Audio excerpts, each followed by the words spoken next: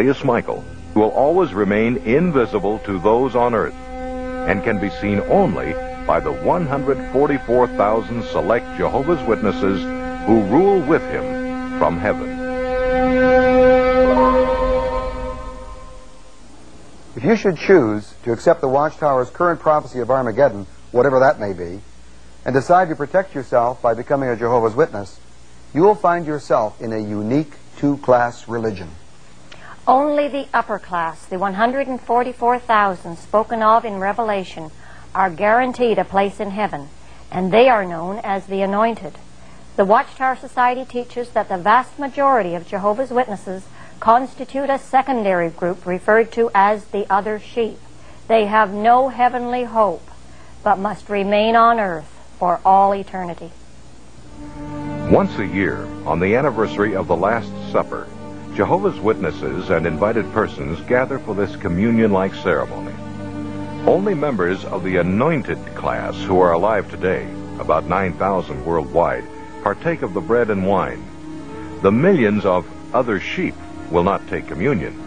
The other sheep are not in the new covenant and therefore have no personal relationship with Jesus Christ. How then do they hope to attain salvation? The Jehovah's Witness is told he may not look to Jesus alone for everlasting life. As one of the other sheep, he must also depend on the Watchtower organization for his passage to paradise. In turn, the organization says he's required to earn his salvation largely by calling door to door. It's strange, but they seem able to teach two different things, opposite things, simultaneously. They agree that the Bible teaches that we are saved by grace, or, as they put it, God's undeserved kindness, and not by works. And yet the average witness believes, he hasn't the slightest doubt, that unless he performs the works that are laid out for him by the Watchtower Society, the witnessing activity, going door to door, regular meeting attendance, and other things that are brought out, that he will never gain everlasting life. Once in the organization, witnesses attend 5 hours of meetings a week. In addition, they are expected to devote many hours a month going door to door, selling literature and gaining converts, striving always to prove themselves worthy of escaping God's wrath at Armageddon. Even though we believed that God was love, we were always afraid that he was going to zap us, that sometime Armageddon might hit and we might not make it. Even if we didn't go out from the door-to-door ministry on a weekend and took our family out to the lake or something, we didn't go out from door to door, we felt guilty all the time.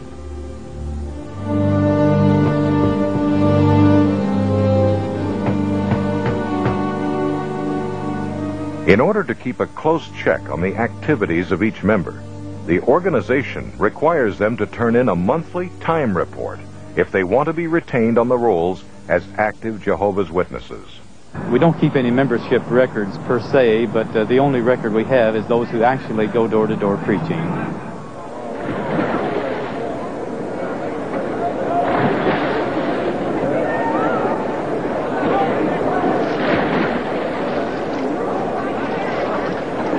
Today, when the new Jehovah's Witness is baptized, rather than using the biblical format of baptizing in the name of the Father, the Son, and the Holy Spirit, the witness is baptized in the name of the Father, the Son, and the Spirit-directed organization.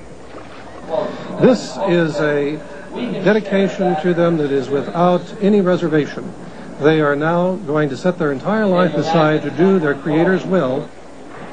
Thus baptized, the Jehovah's Witness is now committed to slave for the organization until the world comes to an end. Jehovah's Witnesses exist in a rigid, structured, thou shalt not environment. They are forbidden to vote or hold elective office, celebrate holidays, belong to the YMCA or YWCA, salute the flag, sing the national anthem, or participate in other patriotic activities. They can't serve in the military or work for a military organization. They may not accept blood transfusions, read anything critical of the Watchtower Society, or associate with former Jehovah's Witnesses. They are forbidden to even attend church. If life is narrow for the adult witness, the problem is greatly intensified for their school-age children. The Watchtower Society has published a book entitled School and Jehovah's Witnesses. It defines for schools what activities witness children are forbidden to participate in. Things like birthday celebrations, Christmas and Easter, sports, Mother's or Father's Day, Valentine's Day or Thanksgiving, saluting the flag or school dances, singing the national anthem, or saying the Pledge of Allegiance.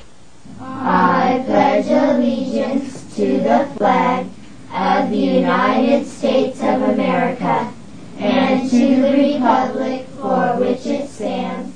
Children are real victims in this. Jehovah's Witness children cannot participate in many of the normal school activities, and as a result are often mocked by their classmates. They are really torn because on one hand they want to please their parents, and on the other hand they want to be accepted by their teachers and classmates. There is no way they can win. They are literally torn apart emotionally. I know this firsthand because my own daughter cried nearly every day in school from the first time she entered until an extremely loving teacher made her feel at ease in the 4th grade. The life of a witness child is very isolated because playing with non-witness schoolmates and neighborhood children is considered bad association. The Watchtower Society presents Jehovah's Witnesses as clean, happy, and unquestionably moral. The Bible has a lot to say about family life, and the reason Jehovah's Witnesses have such happy families is because we try to apply the principles that are found in the Bible. This protects them from many of the pressures and the problems that afflict a family life today. For example, Jehovah's Witnesses, while not immune to the pressures and problems, are able to cope with the difficulties that husbands and wives face, that children are confronted with every day.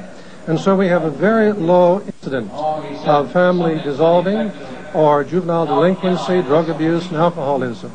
And that shows the benefit and the profit of following God's Word closely. Former Jehovah's Witnesses disagree.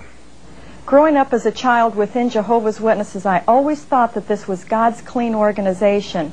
But when I got older, I found out that there were divorces, there was gross immorality within the congregations, and that we were actually no different than the ones we were condemning. As an elder, I saw the seedy side of the congregation. Members would come to me with their problems, and I found out that even elders were involved sometimes in crooked business practices and in immorality. And I began to discover that we were really no better than the people on the outside of the organization. When I left Bethel, it was hard for me to even share with my mother and father what was going on up there, the drunken parties that went on, and the homosexuality and things like this. Finally, the Watchtower had to admit that immorality had spread to the highest levels of the organization, saying, shocking as it is, even some who have been prominent in Jehovah's organization have succumbed to immoral practices, including homosexuality, wife-swapping, and child molesting. Alcoholism, depression, and mental disorders among Jehovah's Witnesses have come to the attention of psychiatric professionals. Dr. Jerry Bergman is a former Jehovah's Witness and a trained psychologist. In my experience in working for a number of psychiatric clinics as a therapist, I've worked with many